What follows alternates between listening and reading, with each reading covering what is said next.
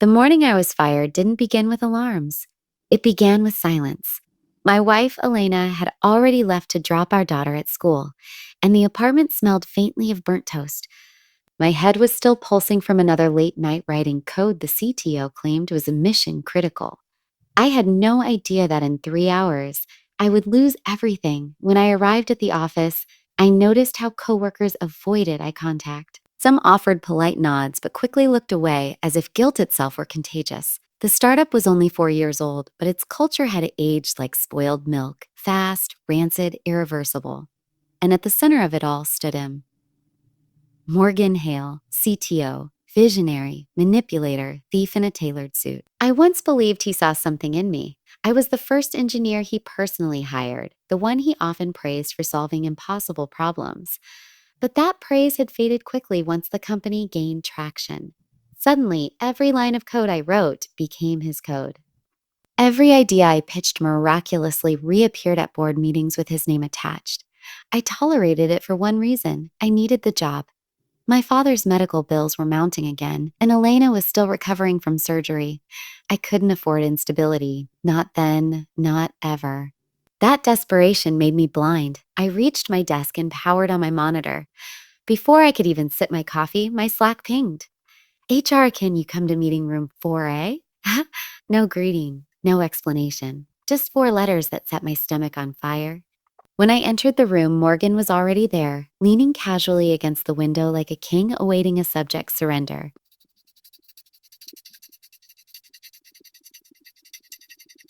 Surrender. Daniel, he said smoothly. Please sit. His tone was poison dipped in honey.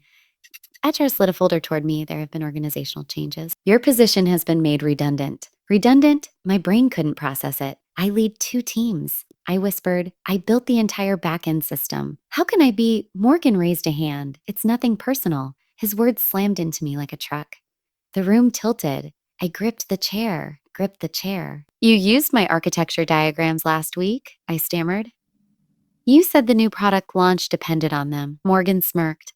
And it will, but we found alternatives. The truth hit me like a punch. He wanted my work, not me. Effective immediately, HR said. Your access will be revoked within the hour. I felt something break inside. Why are you doing this? I asked, my voice barely audible. Morgan stepped closer, far too close. Because you don't understand the politics of growth, he whispered. You produce great work, Daniel, but you're inconvenient, emotional, loyal to the wrong people. And loyalty, he chuckled, is very expensive. He turned away. It was over for him. He had dismissed me like a malfunctioning machine. I stood slowly, hands trembling. You stole from me, I said. Morgan didn't even look back. It's called leadership.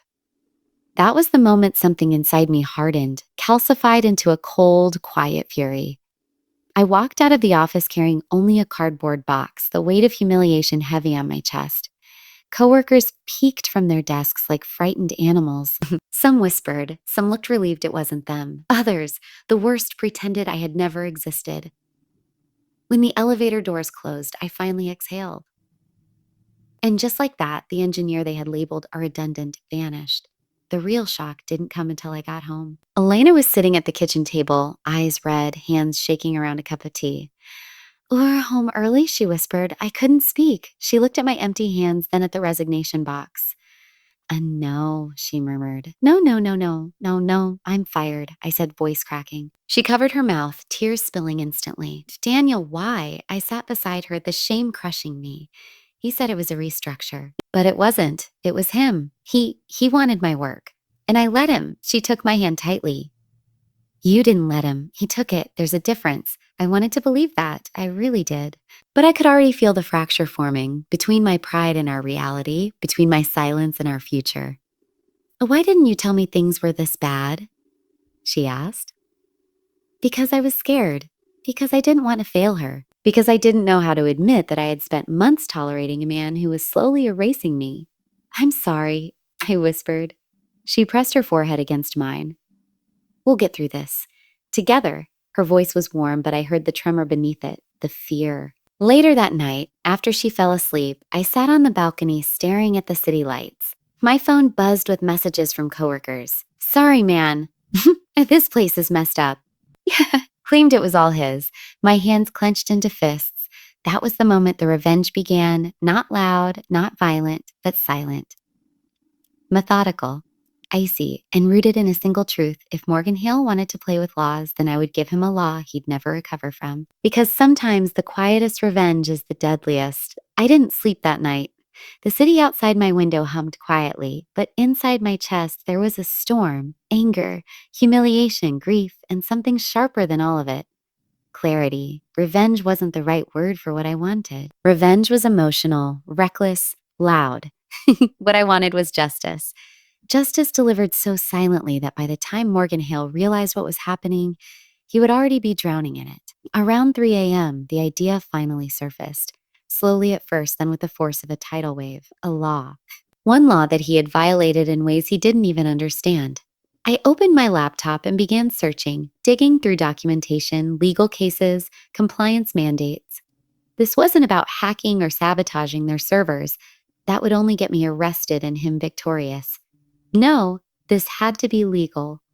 Ironclad, unstoppable. And then I found it. A state law that had been updated just 5 months earlier, a law most tech companies had ignored because they thought it didn't apply to them. A data provenance regulation requiring companies to maintain detailed authorship logs for all proprietary code used in core products. Failure to comply wasn't just a fine, it was a felony-level fraud charge if proven intentional. I sat back in my chair, pulse racing. Morgan had stolen my architecture diagrams, my back-end logic, entire modules of my code, and I had proof, timestamps, commit histories, email chains, even the feature branches he told me to delete that I had backed up before obeying. He didn't just violate the law, he practically danced on it. But this wasn't enough. Not yet. I needed more than evidence. I needed a weapon sharp enough to cut through the corporate armor he hid behind. So I called the one person I never thought I'd ask for help. My younger brother, Raphael. We hadn't spoken properly in 2 years, not since our fight at my father's hospital bed. He thought I wasn't doing enough, that I was hiding behind my job instead of helping the family. And maybe he was right. Pride, ego, stubbornness, all of it had built a wall between us. But now I needed him. His legal brain, his relentlessness, his cold surgical precision. I dialed his number before fear could stop me. He answered on the third ring. Daniel, for a moment, neither of us spoke. Finally, I said, I need your help. He exhaled sharply. You picked an interesting hour. I know. I'm sorry. My voice cracked. I was fired today, and I need legal guidance. Instant silence, then softly, what did they do to you? And just like that, the wall between us began to crumble. Me. By morning, Raphael was standing in my living room, coffee in hand, hair still messy from the rush. He looked at me, really looked at me, and his eyes softened. You look destroyed, he said quietly. I feel destroyed. He sat across from me, told me everything. I walked him through the firing, the stolen work, the humiliation, the messages from coworkers.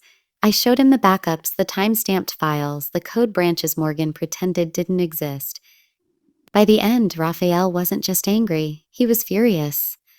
That bastard, he whispered. He fired you after using your code to secure investment? That's fraud. You have enough evidence to bury him. But I don't want to bury the company, I said weakly. My friends work there. Raphael shook his head. This isn't about the company, this is about him. And trust me, I can surgically target one man without burning the entire building down. He leaned forward, eyes sharp. And I know exactly the law he broke. My heart pounded. The Data Provenance Act. Raphael smiled faintly. You did your homework. What happens if we report it? I asked. If the state decides to investigate, he said slowly, they'll audit everything, every commit, every merge, every piece of code he touched. He tapped the folder of evidence I'd printed. And when they see this, he's done. He won't just lose his job, he could lose his freedom. A chill ran down my spine. Do you want to do this? Raphael asked. I hesitated. And that's when Elena came downstairs, rubbing her eyes. She saw us, saw the documents, saw the tension in the air. What's happening? She asked. Raphael looked at me, letting me choose. I swallowed hard. I'm thinking about going after Morgan, Elena blinked. You mean legally? Yes, she sat beside me, taking my hand. Daniel, what he did to you isn't just wrong. It broke you.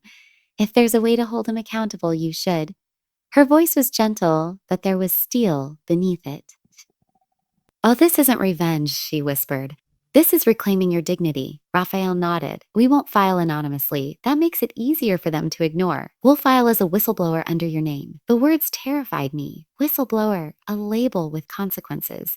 What if it ruins my career? I asked. Raphael leaned back. You know what's worse than ruining your career once? I looked up, letting the man who already ruined it walk away untouched.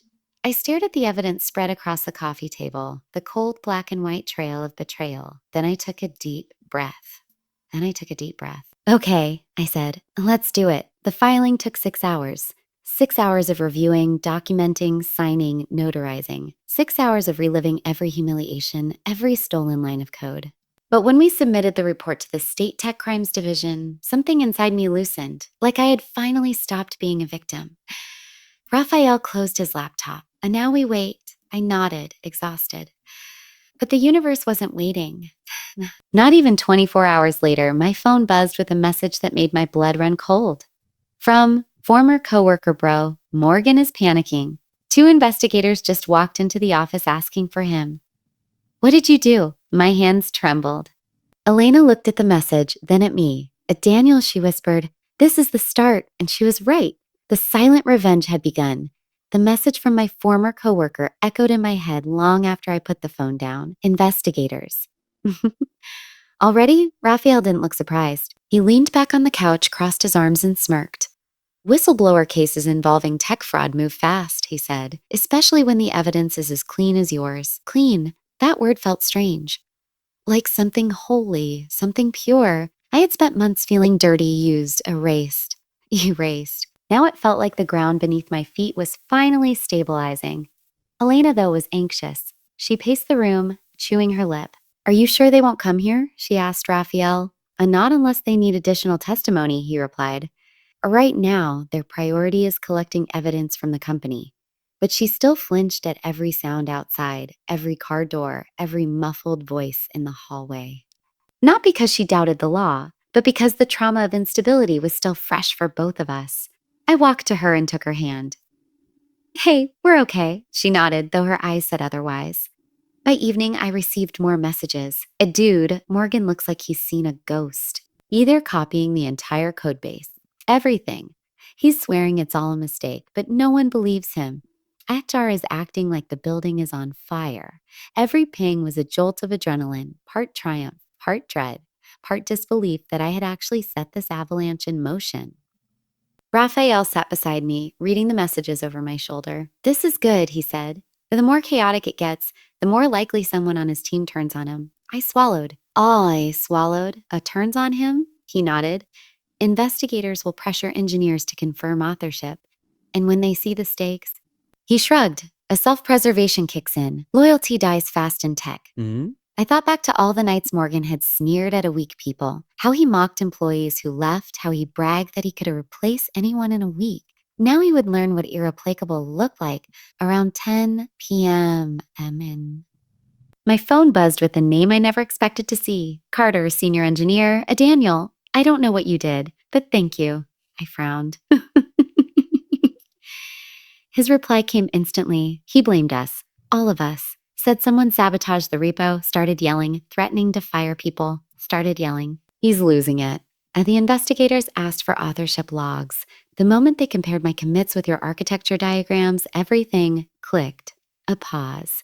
Then we told them the truth. Truly, truth, a rare commodity under Morgan. Before I could reply, Carter sent one more message. They're seizing his laptop tomorrow morning. I think he's done. I didn't reply. Couldn't. My hands were shaking. It was happening. Too fast. Too slow. Too real. Elena sat beside me, reading my expression like a book. Is Morgan going to get arrested? She asked quietly. Raphael answered for me.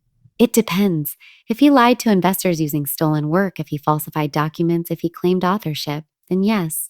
Very possible. The room felt smaller suddenly. Not because I regretted anything, but because justice, when it truly arrives, doesn't feel clean or euphoric. It feels heavy, like finally dropping a burden you've been carrying for years. Elena held my hand tighter. I don't want you to feel guilty. I don't, I said softly. I feel sad. For him? She asked. No, my voice cracked. For who I became because of him. The next morning, the storm hit its peak.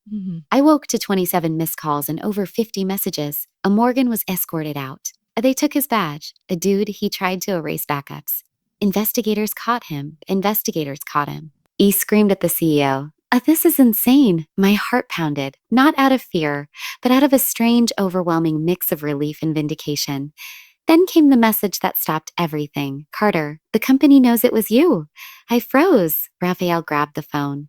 Oh, let me see. Another message came through before he could read it, not in a bad way. The CEO wants to talk to you. Alina's eyes widened. Anina's eyes widened. Why would they want? Before she could finish, my phone rang. Unknown number. Raphael nodded for me to answer. I picked up. Hello? A calm, measured voice responded. Daniel Reyes? Yes, this is Claire Donovan, CEO of Hyperion Labs. Hyperion Labs, my former company. My stomach twisted. What do you want? She inhaled sharply, as if bracing herself. I want to apologize, she said.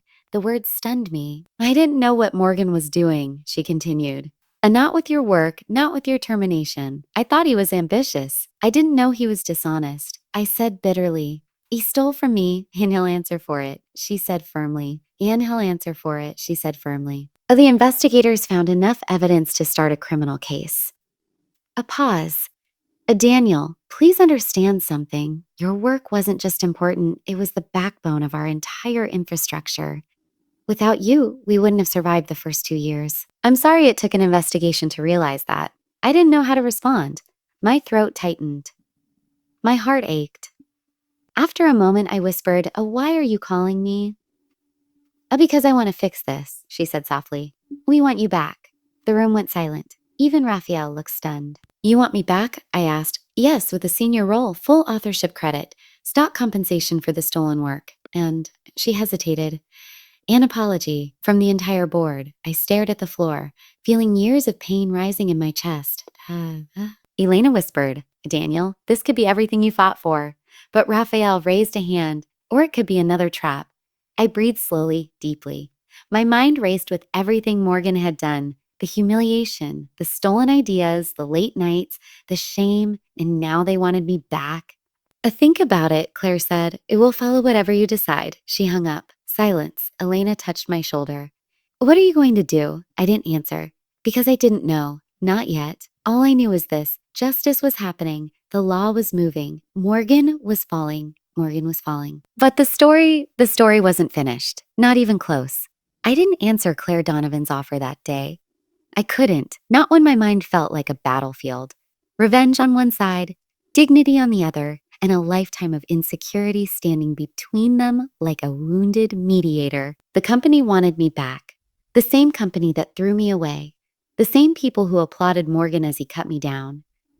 That night, I sat on the edge of the bed, staring at the floor while Elena brushed her hair behind me.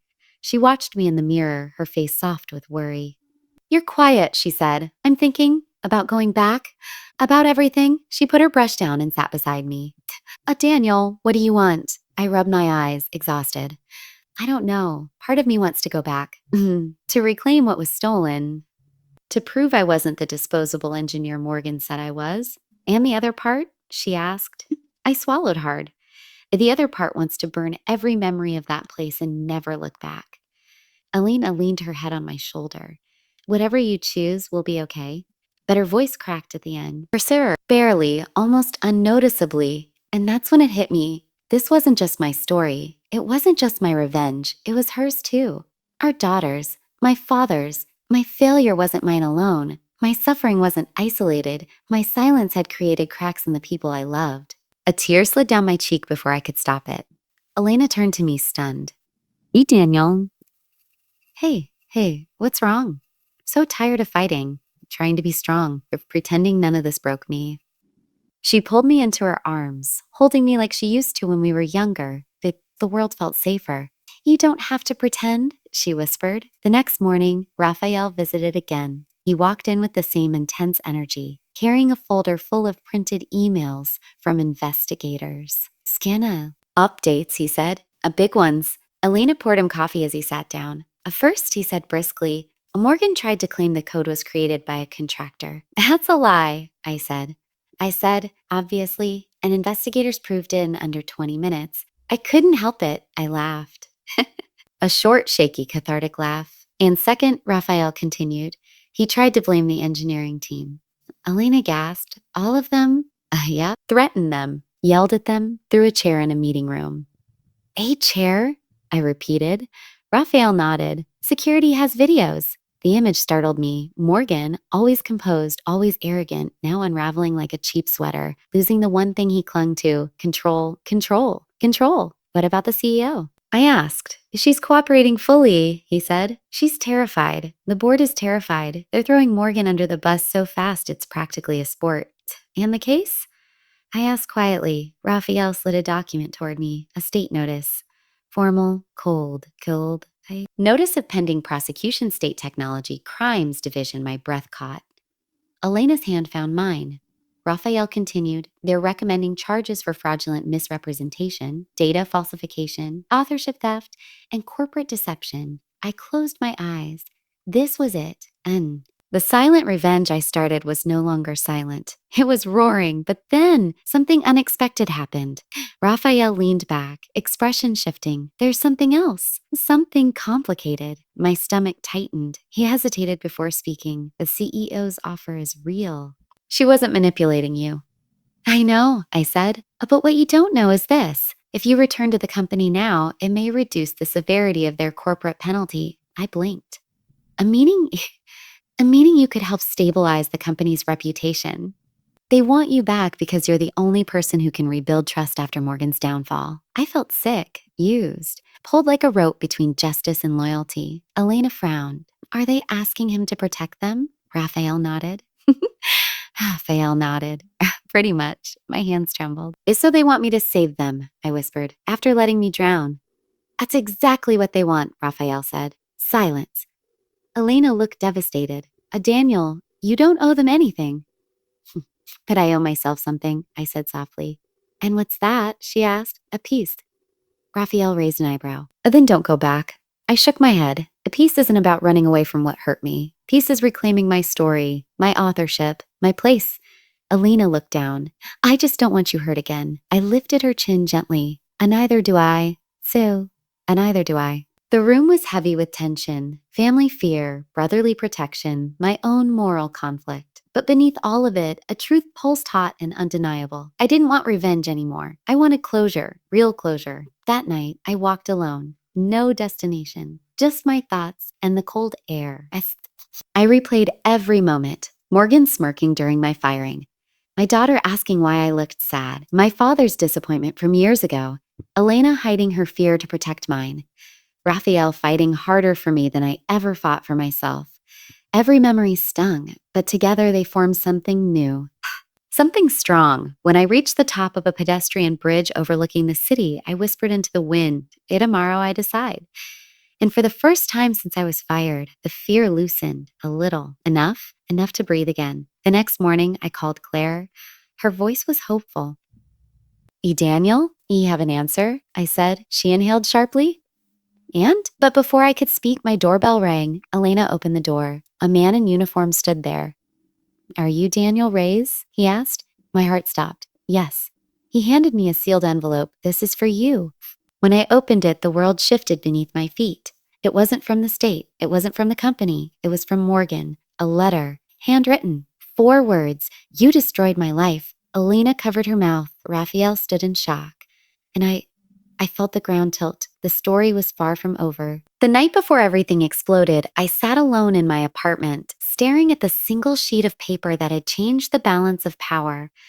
The law they never bothered to read. The law that stated in clear, unmistakable terms that any major infrastructure operations in the state required a licensed engineer on staff, actively employed, not outsourced, not contracted, not a consulted. They fired me. They removed the only signature the government required to keep their multi-million-dollar system legal. And for months, I had carried the weight of that knowledge in silence.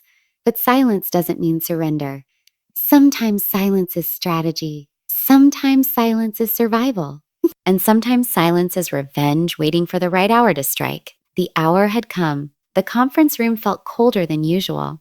Maybe it was the AC, or maybe it was the tension leaking from the walls. The board members lined the long oak table, their faces carved from stress and sleepless nights. The CEO sat at the head, shoulders stiff, lips pressed into a thin white line. Then the CTO walked in. His expression was the same smug arrogance I remembered from my termination meeting.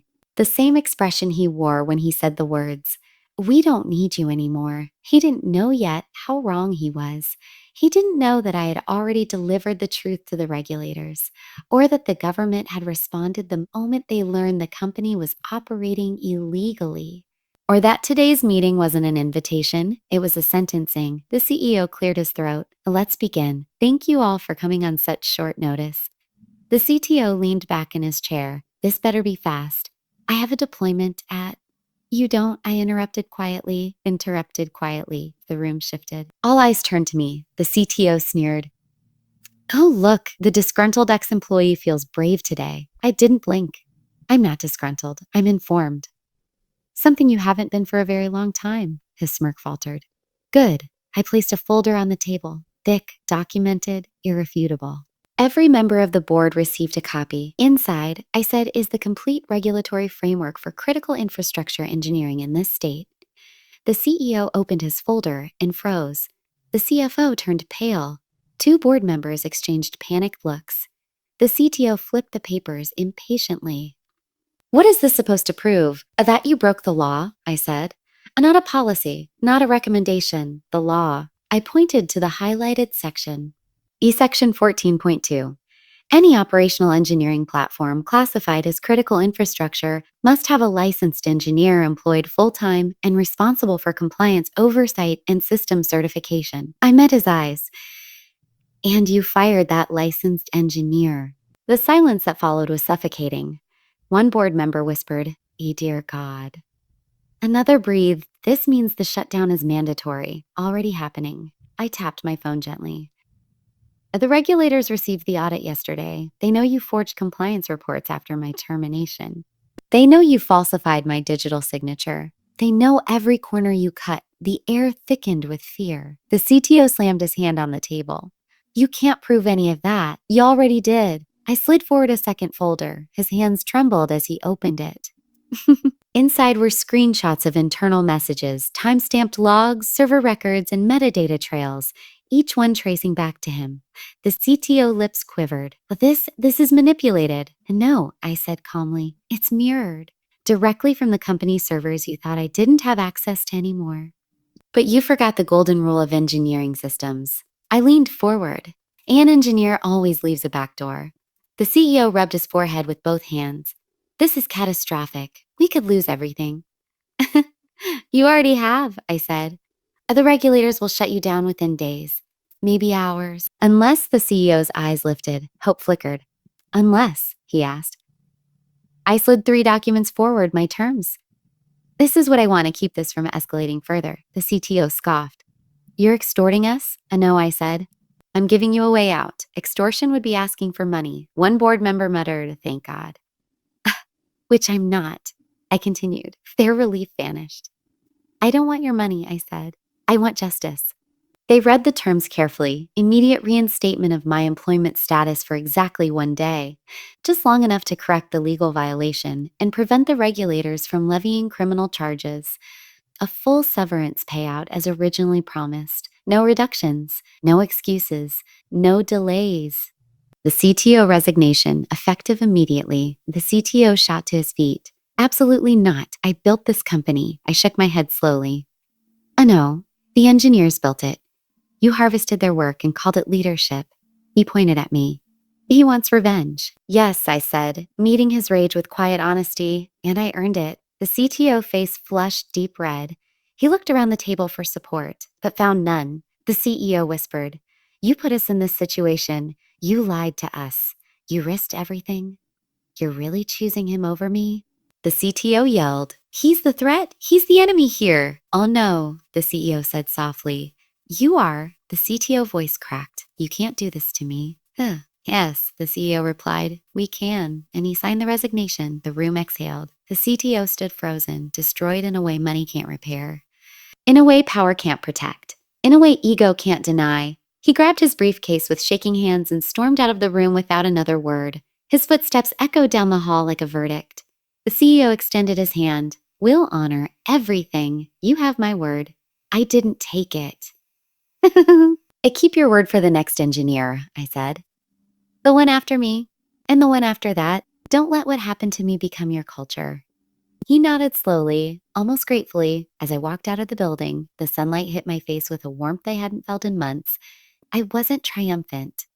I wasn't triumphant. I wasn't victorious. I was finally free. Free from the betrayal. Free from the fear. Free from the man who called me redundant without understanding the consequences. Because in the end, it wasn't the law that destroyed him. It was the truth.